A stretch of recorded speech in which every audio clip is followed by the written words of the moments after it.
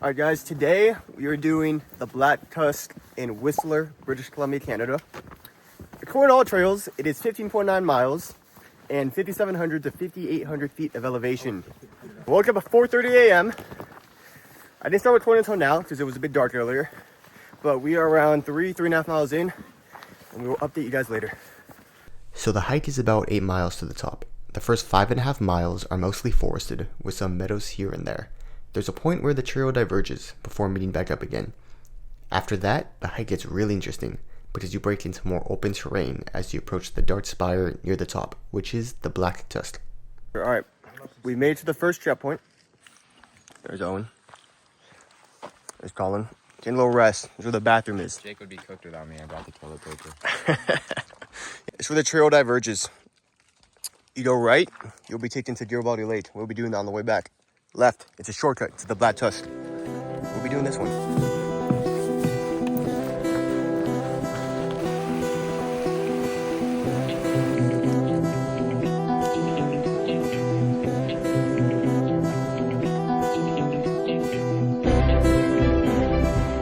It's super cloudy, and up there is what may be the Black Tusk, but I think it's a little bit to the right, somewhere over there.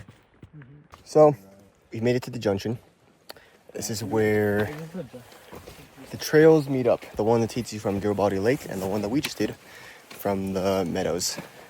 You want those Tostitos, right? That's right. Alright, we're at the junction. We have our helmets. If we didn't It's for the memory and the story. For the zero vision we're gonna have up there. A few facts about the Black Tusk is that it is actually the leftover core of an old volcano. And a very long time ago, lava bubbled towards the top. And what happened was it formed a dome.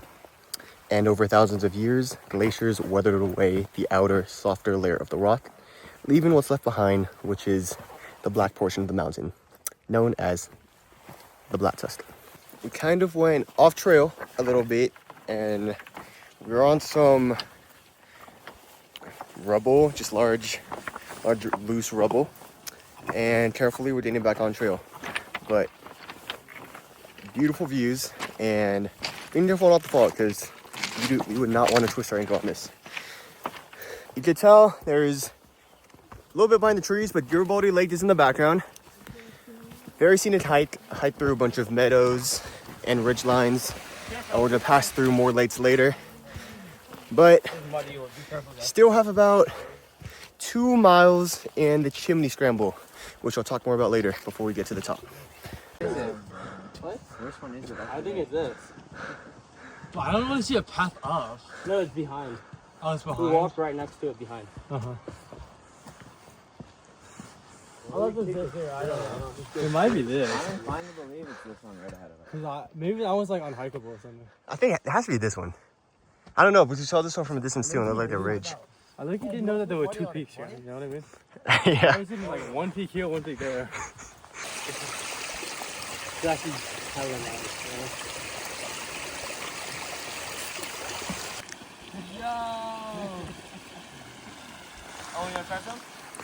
So, we are almost there, but what the hike is really known for is the chimney portion, which consists of a class 3 scramble. And a scramble is essentially where you have to use your hands and feet in order to scale yourself up to the top of a ledge. And they recommend having 3 points of contact at all time. So also, the reason why we have helmets is because as we walk along the ridge, there's a lot of loose rock. So you gotta be very careful. What I just showed wasn't the actual ridge because it was covered by clouds, but this is. Walking along here is why we need helmets because of the risk of rockfall. From here, the chimney scramble begins, which is what I just talked about, the most notorious part of the hike and the section where you need the most focus. Looking at this image, you can see why. Here's another photo that shows what that looks like. Keep in mind, we are still a mile or so away from the viewpoint.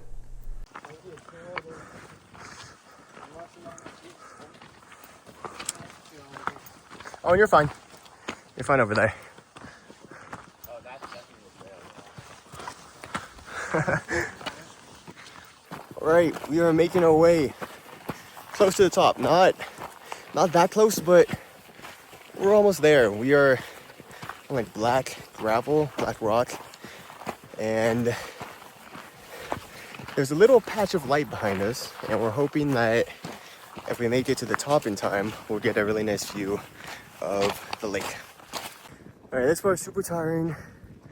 Just straight steepness all the way up to the near top. This is the point where we start losing a little bit of visibility, yeah? Hey, but it's really nice. All right, literally hiking into the cloud. See what happens.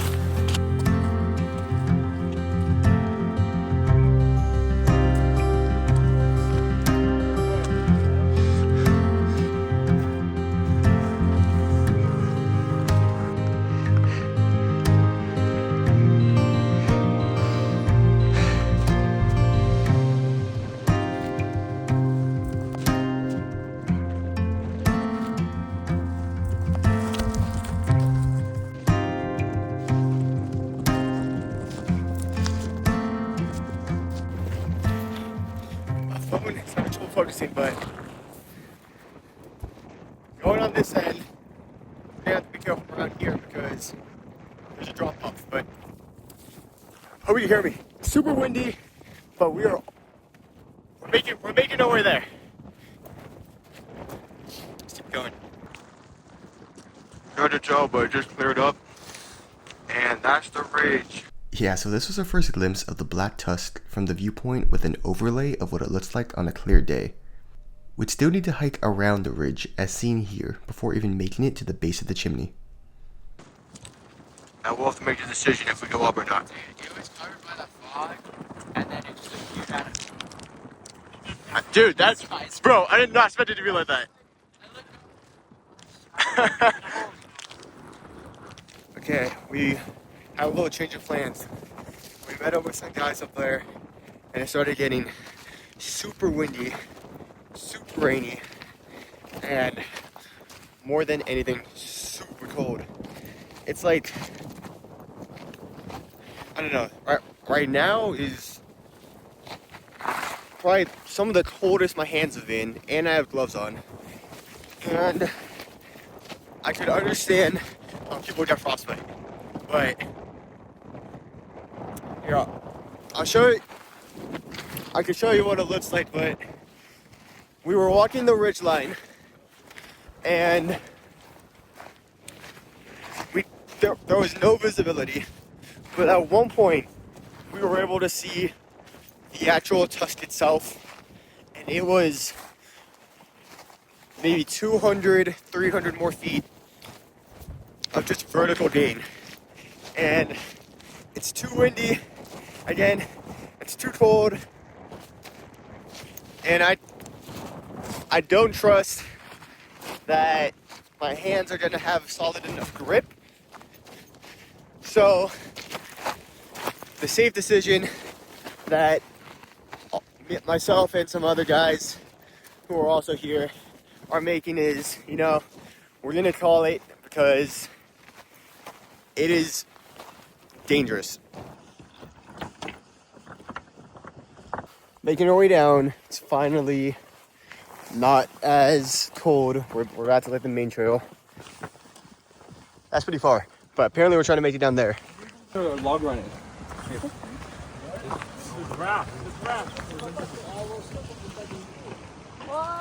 I take a picture of this? Oh, they think. From here, we quickly made our way back down to the parking lot. Since we didn't summit the Black Tusk, we had just enough time to make it to Joffre Lakes that evening. Bro, this downhill's been lasting forever. At this point, we're just, a few of us are trying to run it down to make time a bit quicker, and hopefully get a chance at trying to see Joffre Lake in about 2 hours. Be a crazy day, but we will update. Oh, we are back. 16 miles, finishing around right before 4 o'clock. We arrived at the Joffre trailhead around 5:45 p.m., and even though we were exhausted, the adrenaline still had us going. The trail leads to 3 lakes, lower, middle, and upper, but with the time we had, we only made it to the middle and upper lakes. No, it's the same day, hour and 15 minutes later, we're at Joffre Lakes. The first lake is kind of mid. This one's supposed to be 4 miles. 4.5 with another 1,500 feet of elevation. 1,500? That's what it says. I thought you said 400, bro. That's what Brandon said.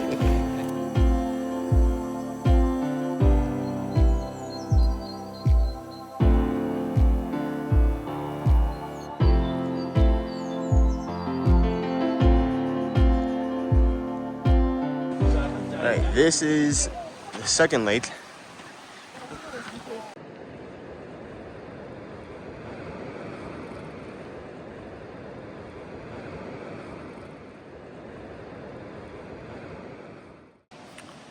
Little grizzly bear. I don't know, seeing a grizzly bear would be pretty insane, but we'll see. But at the end of the day, this would be the most miles I've done worth of hikes in any day. So, and yeah, that'll be around 21. So that'll be a new achievement. Okay, first views of the third lake. Super pretty. Another glacier above it. I don't know, pretty fulfilling. Very, very fulfilling day. But we're still out here in non-favorable conditions. Yeah, dude, it's freaking dark, but it's fine. We only have like 2 minutes till we're out. So that wraps up the adventure. I'm definitely hoping to come back next summer and summit the Black Tusk when the weather's better. Thanks for watching, and this was my first time filming a vlog style video, so I hope you enjoyed it.